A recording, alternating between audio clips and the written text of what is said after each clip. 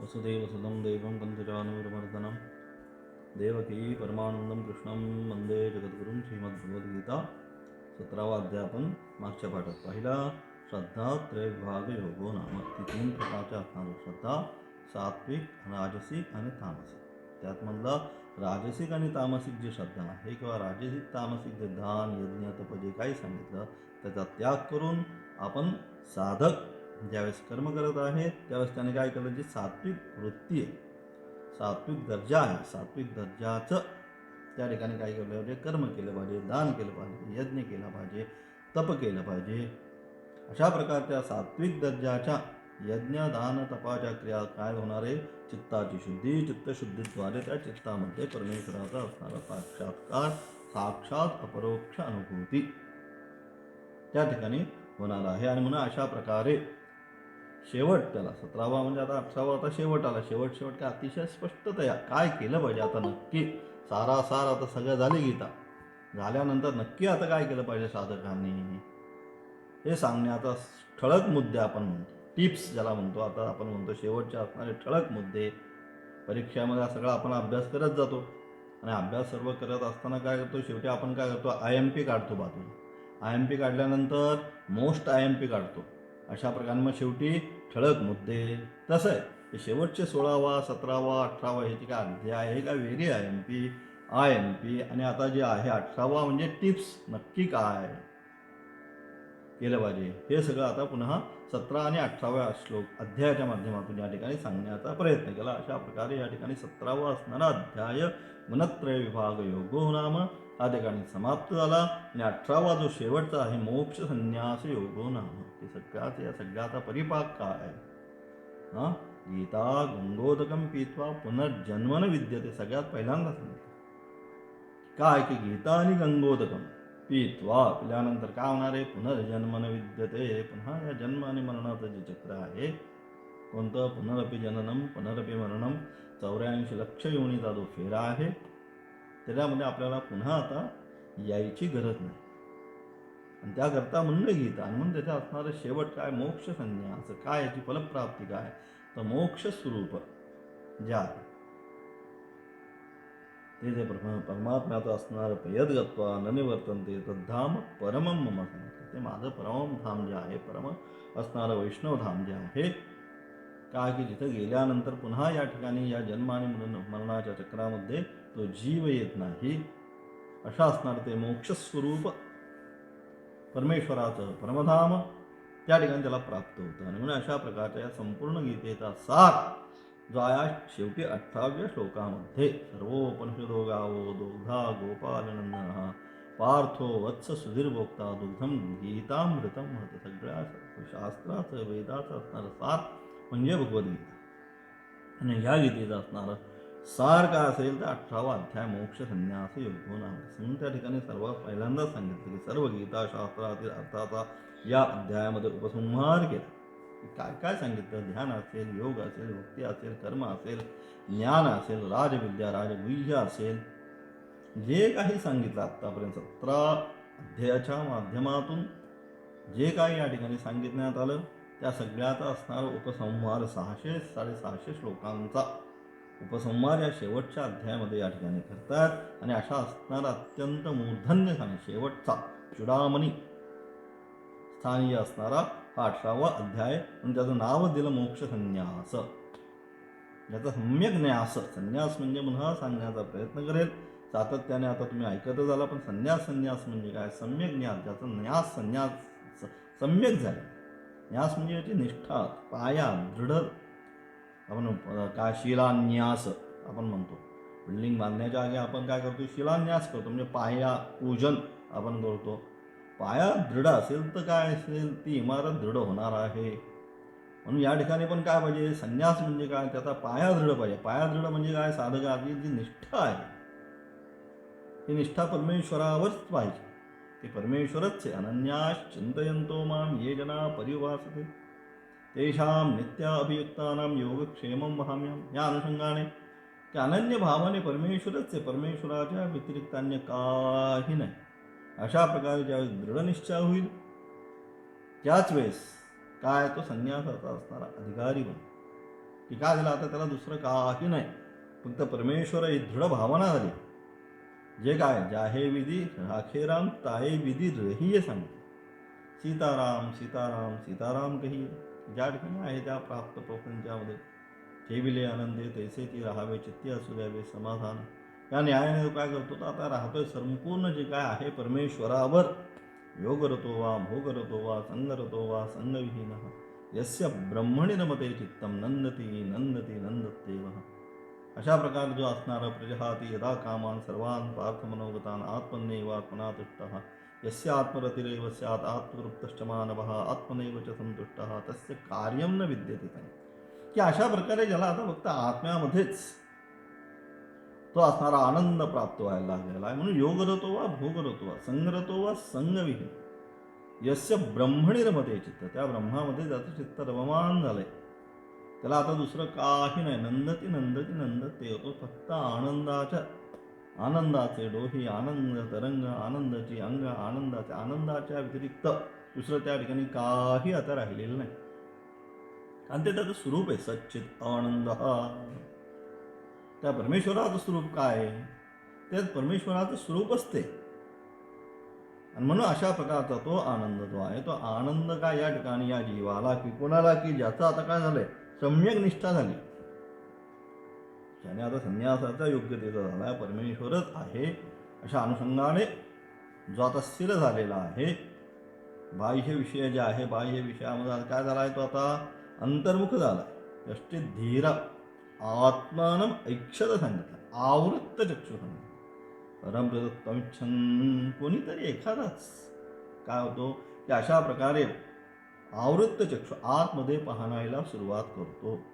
म्हणून सांगितलं मनुष्याणां पुन्हा सहस्रेषु कश्चित यतति सिद्धये यततामपि सिद्धानां कश्चिन माम वेत्ति तत्त्वतः. की हजारो लोक या परमार्थ मार्गामध्ये अथवा या मार्गामध्ये येतात, प्रयत्नशील राहतात, परंतु या हजारोमध्ये कोणीतरी एखादाच मला काय करतो, मला जीवनामध्ये प्राप्त करतो. कश्चिन माम वेत्ति तत्त्वतः. भगवंताला तत्त्वतः जाणणं ठीक आहे, परंतु तत्त्वतः जे जाणतात तो एकच आहे. तो कोण? तो जिज्ञासु अर्थात ज्ञानीच भवर्षस्व तेषां ज्ञानी नित्ययुक्तः एक भक्तिर्विशिष्यते. अशा प्रकारे एक भक्तीने या सगळ्या भक्तांमध्ये जो ज्ञानी भक्त आहे हा म्हणून भगवंताला प्रिय आहे. कारण तो भगवंताला कुठल्या स्वरूपाने? अपरोक्ष स्वरूपाने, या साक्षात परोक्षात ब्रह्म, त्या ब्रह्मस्वरूपाने तो त्या परमेश्वराला त्या ठिकाणी जाणण्याचा काय करतोय? प्रयत्न करतो. आणि असा प्रकारचा तो ज्ञानी, त्याची असणारी लक्षणं, अथवा ज्ञान म्हणजे नक्की काय, संन्यास म्हणजे काय, मोक्ष म्हणजे काय, या सगळ्याचं असणारं विस्तृत विवेचन जे आहे या अध्यायामध्ये सांगण्याचा भगवंतांनी प्रयत्न केला. आणि म्हणून सगळ्या आपला गीतेचं असणारं सार काय तर हा असणारा 18वा अध्याय तेच या ठिकाणी पुन्हा सांगण्याचा प्रयत्न केला. काय म्हणतात बघू. सर्वस्यैव गीताशास्त्रस्य अर्थः अस्मिन् अध्याये उपसंहृत्य सर्वश्च वेदार्थः वक्तव्यः इत्येवम् अर्थम् अयम् अध्यायः आरभ्यते. सर्वेषु अतीतेषु अध्यायेषु उक्तः अर्थः अस्मिन् अध्याये अवगम्यते. अर्जुनस्तु संन्यासत्यागशब्दयोः एव विशेषं बुभुत्सुः उवाच. अशा प्रकारे काय सर्व गीताशास्त्रादिनार्थाचा या अध्यायात उपसंहार करून संपूर्ण गीताशास्त्रामध्ये जे काही सांगितलेलं आहे आत्तापर्यंत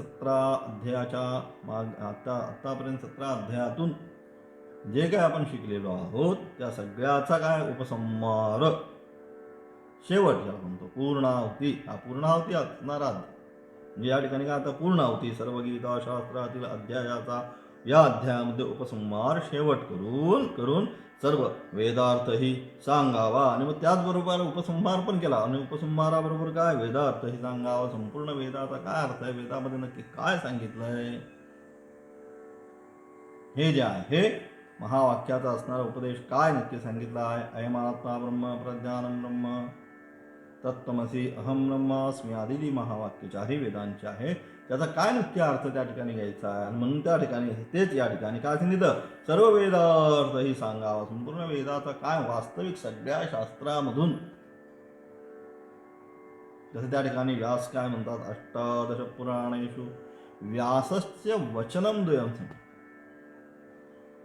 की सगळ्या शास्त्राचा असणारा उपदेशद आहे या पुराण, याचं काय थोडक्यात सांगायचं तर काय, पुण्य आणि पापाची असणारी व्याख्या. दुसऱ्याला पीडा म्हणजे पाप आणि दुसऱ्याला कुठल्याही प्रकारची पीडा न करणं म्हणजे पुण्य, ही त्या ठिकाणी व्याख्या सांगितली. त्याप्रमाणे या अध्यायामध्ये संपूर्ण शास्त्रात वेदाचं सार काय आहे, तर सर्व धर्मान् परित्यज्य मामेकं शरणं व्रज, तो श्लोक हा जो आहे 18व्या अध्यायामधला, अहम त्वा सर्व पापेभ्यः मोक्षयिष्यामि, सगळ्या पापापासून तू गेले, तू ज्यावेळेस मला अनन्य भावाने शरण येशील त्यावेळी मी निश्चितपणे तू जेवढी काही केलेली आहे त्या पापापासून तुला काय करील, मोक्षाची प्राप्ती करून देईल. मोक्ष इष्यामी, मा अशी काळजी करू नको. पुन्हा म्हणतात की देईल का नाही देणार भगवंत, आला ना तू शरण बस, परंतु तू कसा आला म्हणजे अनन्य भावाने. ज्याप्रमाणे त्या ठिकाणी गजेंद्र आहे, त्या ठिकाणी आदी जे काय आहेत भक्त मंडळी, ही का अनन्य भावाने ज्यावेळेस भगवंताला शरण, काही नाही सगळे सोडून गेले एक एक परिवारातला, आता कोणी राहिलेलं नाही. आता ही काय मकर, हा जो मगर आहे हा काय मला घेऊनच जाणार ह्या सरोवरामध्ये, माझा मृत्यू आता निश्चित आहे. हे समोर ज्यावेळेस गजेंद्राला दिसलं त्याच काय, त्याच असणाऱ्या सरोवरामध्ये असणारं एक पद्मपुष्प कमळाचं असणारं फूल आपल्या सोंडेमध्ये धरलं आणि काय केलं, अनन्य भावाने आर्त अंतःकरणाने त्या भगवंताला काय केलं, त्या ठिकाणी आठवलं, त्याची स्मृती केली आणि ते कमलपुष्प त्या भगवंताच्या दिशेने वर घेऊन अनन्य भावाने त्याचा धावा आरंभ केला. त्याच ठिकाणी भगवंत काय गरुडावर बसून त्याच ठिकाणी येऊन त्या ठिकाणी गजेंद्राचा काय केला, उद्धार केला. म्हणून भगवंत सगळं सोडून ज्यावेळेस तू मला येशील, पण आपण काय आपल्या त्याने सोडणं होत नाही, आपण कुठे ना कुठे काहीतरी हातचा धरून राहतो. म्हणून तर जे आहे भगवंत आपल्याला जवळ का करत नाही, तर आपल्या मनामध्ये अजून काहीतरी हातचा आहे, अजून हे आहे ते आहे, सगळं आपण सोडत नाही. म्हणून येणं त्यजसी तत् त्यज सांगितलं. पुन्हा ज्यांनी हे सगळं सोडलंय शेवटी ते सुद्धा सोडून द्यायचं. म्हणजे काय, या मनबुद्धीच्या द्वारे जे काय सगळं सोडलं, हे सोडलं ते सोडलं, शेवटी ते आहे नाही बरोबर. म्हणून काय शेवटी ते सुद्धा सोडून द्यायचं, काही ठेवायचं नाही. ज्यावेळेस सगळं सोडलं जाईल त्याच वेळेस काय, त्या परमेश्वराचा त्याच अंतःकरणामध्ये साक्षात्कार झाल्याशिवाय राहणार नाही. हा असा असणारा सर्व वेदार्थ, सगळ्या वेदाचा अर्थ हाच, तो या ठिकाणी सांगावा म्हणून हा अध्याय आरंभलेला आहे. कारण पूर्वी होऊन गेलेल्या अध्यात्मातील सर्व अर्थ या अध्यायामध्ये दृष्टीस पडत. कारण पूर्वी या सगळ्या अध्यायांमध्ये जे जे काय सांगितलेलं गेलेलं आहे ते सर्वच सर्व या अध्यायामध्ये दृष्टीस पडत आहे. परंतु अर्जुनाने तर संन्यास व त्याग या शब्दांचा विशेष अर्थ जाणण्याच्या उद्देशाने भगवंतांना प्रश्न केला. परंतु या सगळ्याच्या अनुषंगाने जर पाहिलं तर अर्जुनाच्या मनामध्ये आता हे सगळे 17 अध्याय ऐकले किंवा भगवंताने दिलेला उपदेश ऐकल्यानंतर अर्जुनाला लक्षात आलं, न कर्मणा न प्रजया धने न त्यागेन एके अमृतत्वमानुषु सांगितलं. कर्मणा न प्रजया धनेन, कर्म करून प्रजा असून धनाने कशानेही या गोष्टीची प्राप्ती होत नाही. मग कशाने होते, त्यागेन एके अमृतत्वमानुषु सांगितलं. फक्त एक मात्र त्यागानेच त्या अमृतत्वाची प्राप्ती होती. येनाहम न मृतस्यातेन हम किम कुर्यात, त्या ठिकाणी सुद्धा मैत्री याज्ञवल्क्यांना प्रश्न करते की काय की हे सगळं तुम्ही मला देताय, प्रॉपर्टी देताय, हे देताय ते देताय, सगळं ठीक आहे. कात्या आणि मैत्री की आता काय ते चालले निघाले संन्यास घेण्याकरता. तुमच्या दोघांमध्ये काय म्हणतो, ही संपूर्ण जे काय आहे मी वाटून देण्याचा प्रयत्न करतोय. त्यावेळेस तिचा प्रश्न आहे, येनाहम न मृतस्यातेन हम किम कुर्यात, की ज्याच्यामुळे मला अमृतत्वाची प्राप्ती होणार नाही ते घेऊन तरी मी काय करू. मग अमृतत्वाची प्राप्ती कशाने होते, त्यागेनेके अमृतत्वमानुषु सांगितलं शास्त्राने. फक्त एक मात्र त्यागानेच त्या अमृतत्वाची जीवनामध्ये आपल्याला प्राप्ती. तद व्यतिरिक्त सुख नान्य पंथा विद्यते अनाय, की त्या व्यतिरिक्त न अन्य पंथा, दुसरा कोणताच पंथ नाही. ह्या मार्गाने गेलो तर मिळेल, त्या मार्ग काही नाही, फक्त एकच त्यागे नाही की अमृत माणूस, त्यागानेच त्या परमेश्वराची जीवनामध्ये प्राप्ती होते. आणि म्हणून त्या ठिकाणी तर संन्यास आणि त्याग हा जो शब्द आहे, या शब्दांचा विशेष अर्थ जाणण्याच्या इच्छेने, नक्की संन्यास म्हणजे काय, नक्की त्याग म्हणजे काय, या दोन्ही शब्दांचा विशेष अर्थ जाणून घेण्याच्या इच्छेने या ठिकाणी काय केलं, अर्जुन भगवंतांना प्रश्न करतात. काय प्रश्न करतात, अर्जुन उवाच, काय म्हणलं अर्जुन, संन्यासस्य महाबाहो तत्त्वमिच्छामि वेदितुं त्यागस्य च ऋषिकेशः पृथक् केशिनिषूदन. संन्यासस्य महाबाहो, हे महाबाहो, आणि त्यानंतर ऋषिकेशा पृथक् केशिनिषूदन, ही सगळी काय संबोधन आली. मग काय, संन्यासस्य तत्त्वम इच्छामि वेदितुम, हे भगवंत, हे ऋषिकेश, काय संन्यास, संन्यास जो आहे, या संन्यास या शब्दाच्या अर्थाचे काय, तत्व जाणून घेण्यास मी काय आहे या ठिकाणी इच्छितो आहे. म्हणजे पहिल्यांदा तुम्ही मला संन्यास, संन्यास म्हणजे काय, त्या संन्यासाचं असणारं वास्तविक तत्व जाणण्याची काय माझ्या मनामध्ये आता जिज्ञासा निर्माण झालेली आहे. आणि त्याचबरोबर हे ऋषिकेश, हे पृथक् केशनशूदन, पुन्हा ही सगळी काय आहे, ऋषिकेश केशनशूद, ही काय झाली, ही पुन्हा भगवंताची असणारी संबोधन 3 ते 4, 1, 2, 3 संबोधन या एका श्लोकामध्ये या ठिकाणी दिली. आणि म्हणून हे ऋषिकेश केशनिषूदन, काय तर त्यागस्य च, काय ऋषिकेश पृथक् केशनिषूदन, त्यानंतर त्याग जे आहे त्यागाचं सुद्धा, संन्यास आणि त्याग, त्यागस्य त्याग या शब्दाचा अर्थ तत्व अगदी काय निराळ प्रमाणे मी पृथक म्हणजे वेगळं, संन्यासाचं पण मी जाणू इच्छितो, आणि त्याचबरोबर त्याग या शब्दाची व्याख्या सुद्धा मी या ठिकाणी काय अगदी वेगळी करून, संन्यास आणि त्याग या दोन्ही गोष्टी मी या ठिकाणी विशेषतया जाणू इच्छितो, जाणण्याची मी इच्छा करतो. काय म्हणतात आचार्य बाबू, म्हणजे संन्यास आणि त्याग या ज्या 2 गोष्टी आहे, सगळ्या अध्यायाचा असणारा सारासार की संन्यास आणि त्याग, तर या दोन्ही गोष्टी ज्या आहे, या दोन्ही गोष्टींचं असणारं तत्व, नक्की संन्यास म्हणजे काय, नक्की त्याग म्हणजे काय, याचं तत्वतः विश्लेषण, त्याच्यामध्ये सूक्ष्मता, तत्व म्हणजे बारीकपणा, तो मी या ठिकाणी जाणू इच्छितो. संन्यासस्य इति संन्यासस्य संन्यास शब्दस्य इत्येतद् हे महाबाहो तत्त्वं तस्य भावः तत्त्वं याथात्म्यम् इत्येतत् इच्छामि वेदितुं ज्ञातुं त्यागस्य च त्यागशब्दस्य इति एतद् ऋषिकेश पृथक् इतरेतरविभागतः केशिनिषूदन केशिना ह्ययच्छद्वा कश्चित् असुरः तम निषूदितवान् भगवान वासुदेव तेन तन्नाम्ना संबोध्यते अर्जुनेन. म्हणजेच काय या ठिकाणी म्हणतात, संन्यासाचे म्हणजे संन्यास शब्दाच्या अर्थाचे, म्हणजे संन्यास जो संन्यास आपण शब्द म्हणतो त्या संन्यास शब्दाच्या अर्थाचे, आणि हे महाबाहो हे कृष्ण काय तत्व म्हणजे त्याचा जो भाव, ते तत्व म्हणजे यथार्थ महात्म्य, संन्यास शब्दाचं जे आहे यथार्थ जे महात्म्य आहे, याथात्म्य जे आहे ते यथार्थ स्वरूपाचा असा त्याचा भावार्थ, ते जाणण्याची मी इच्छा करतो. की काय बाबा संन्यास म्हणजे काय, तत्वतः संन्यास संन्यास संन्यास आपण सर्वजण म्हणतो, त्या संन्यास शब्दाचा तत्वतः अर्थ जो आहे, हा तत्वतः अर्थ नक्की काय हे या ठिकाणी मी जाणण्याची इच्छा करतो. म्हणजेच इंद्रियांच्या ईश्वरानंतर ऋषिकेश शब्द म्हणजे संपूर्ण इंद्रियांचा असणारा ईश्वर इथे वेगळे विभक्त पण संन्यासाचे व त्यागाचे तत्व जाणे इच्छितो. संन्यास बरोबर त्याग जे आहे, त्यागाचं सुद्धा तत्व, त्याग म्हणजे नक्की काय, त्याग आपण म्हणतो त्याग त्याग त्याग, मग त्यागात तत्वतः त्याग म्हणजे काय, नुसतं सोडून द्यायचं आणि मनाने चिंतन करायचं, त्याला मिथ्याचार सांगितलं. मग नक्की कशापासून सोडायचं म्हणजे त्याग होतो, त्या त्यागाचं तत्वतः मी या ठिकाणी जाणू इच्छितो. हे केशिनिषूदन म्हणजे केशी नावाच्या कपटाने घोड्याचे रूप धारण केलेला हा असुर, त्याला काय केलं भगवंतानी ठार मारले, म्हणून या ठिकाणी त्यांना केशिशूदन हे नाव पडले.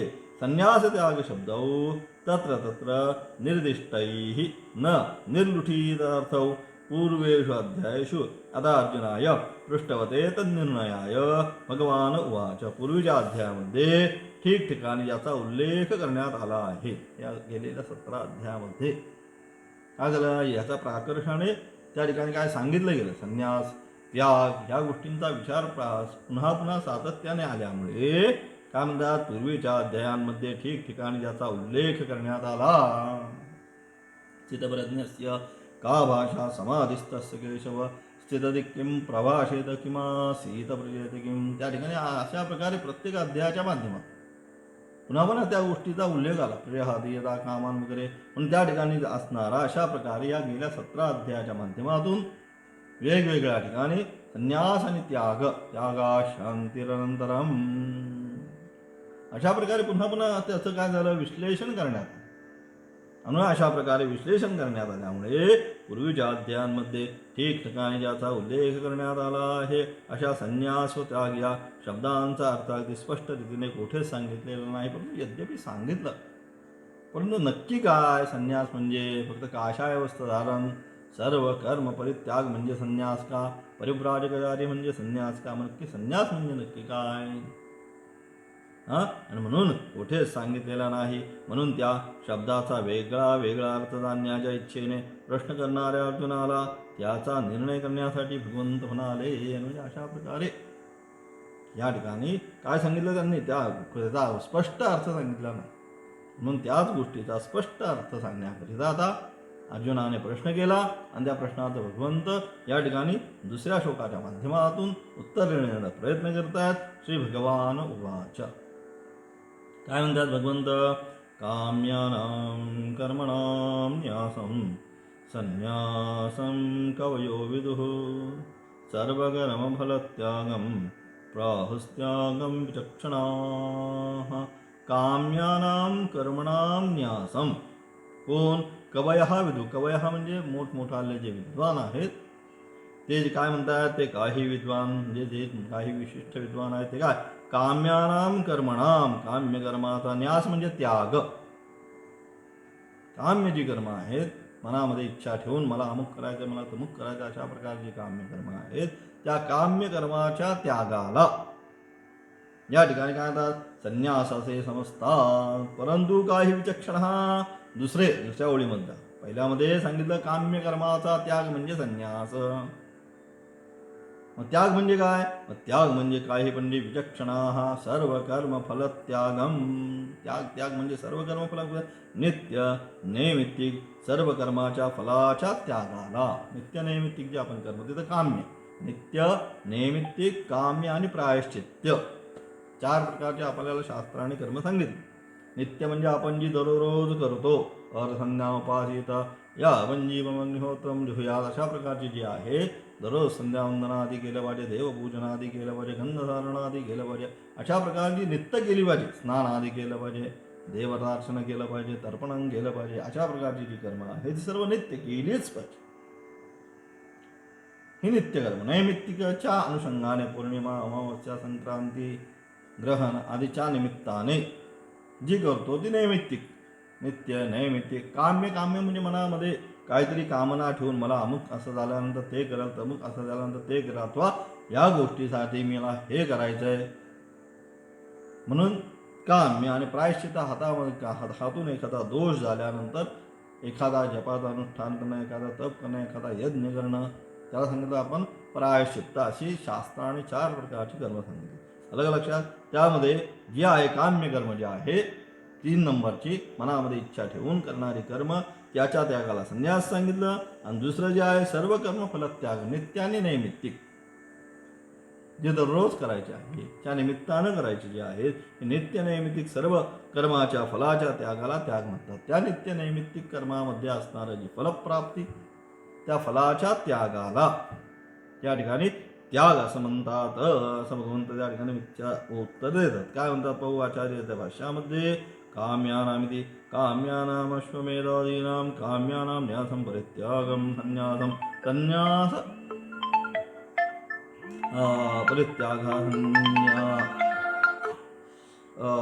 काम्यानामिति काम्यानाम् अश्वमेधादीनां कर्मणां न्यासं परित्यागं संन्यासं संन्यासशब्दार्थः अनुष्ठेयत्वेन प्राप्तस्य अनुष्ठानं कवयः पण्डिताः केचित् विदुः विजानन्ति नित्यनैमित्तिकानाम् अनुष्ठीयमानानां सर्वकर्मणाम् आत्मसम्बन्धिताया प्राप्तस्य फलपरित्यागः सर्वकर्मफलत्यागः तं प्राहुः कथयन्ति त्यागं त्यागशब्दार्थं विचक्षणाः पंडिताः यदि काम्यकर्मपरित्यागः फलः परित्यागः वा अर्थवक्तव्यः सर्वथा परित्यागमात्रं संन्यासत्यागशब्दयोः एकः अर्थः स्यान्न घटपटाशब्दौ इव जात्यांतरभूतार्थौ अशा प्रकारे काय म्हणतात काम्य म्हणजे अश्वमेधादी कर्मांचा न्यास न्यास म्हणजे परित्याग म्हणजे संन्यास काम्य आता ज्याप्रमाणे सांगितलं की काम्यकर्म जे आहे त्या काम्यकर्म म्हणजे अश्वमेधादी कर्मांचा न्यास म्हणजे त्याग या ठिकाणी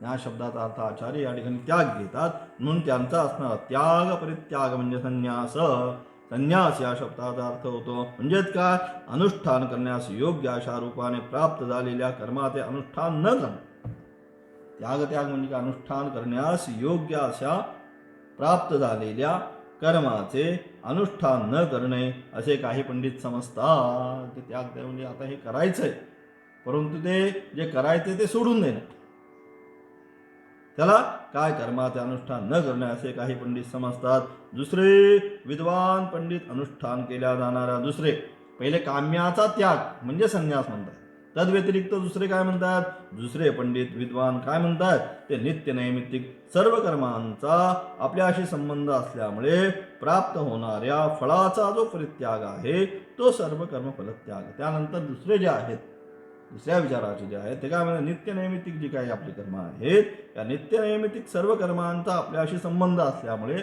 त्यांचा काय आपल्याशी संबंध आहे आणि त्यांचा आपल्याशी संबंध असल्यामुळे प्राप्त होणाऱ्या कर्मांचा जो परित्याग प्राप्त होणारी जी कर्म आहेत त्या कर्मांचा जो कर्माचा फलाचा परित्याग त्यातनं प्राप्त होणाऱ्या नित्य नैमित्तिक कर्म केल्यानंतर जे फलाची प्राप्ती होणार आहे त्या फलाच्या प्राप्तीचा असणारा त्याग त्याच्यामध्ये कुठल्याही प्रकारची अपेक्षा न ठेवणं म्हणजे काय सर्व कर्मफल त्याग हा त्याला त्याग या शब्दाचा अर्थ सांगतात जरी काम्यकर्माचा परित्याग किंवा फलाचा परित्याग हा अर्थ सांगायचा असला तरी म्हणजे या दोन्ही अर्थातील कोणताही अर्थ घेतला तरी केवळ त्याग हा संन्यास आणि त्याग या शब्दाचा एकच अर्थ आहे म्हणजे संन्यास आणि त्याग या दोन्ही शब्दांचा काय आहे एकच अर्थ आहे घट व पट या शब्दाच्या अर्थाप्रमाणे त्याग व संन्यास हा भिन्न जातीवाचक शब्द नाही स्पष्ट सांगितलं त्याग आणि संन्यास म्हणजे काय आहे दोन्हीचा अर्थ वास्तविक एकच त्याग म्हणजे भिन्न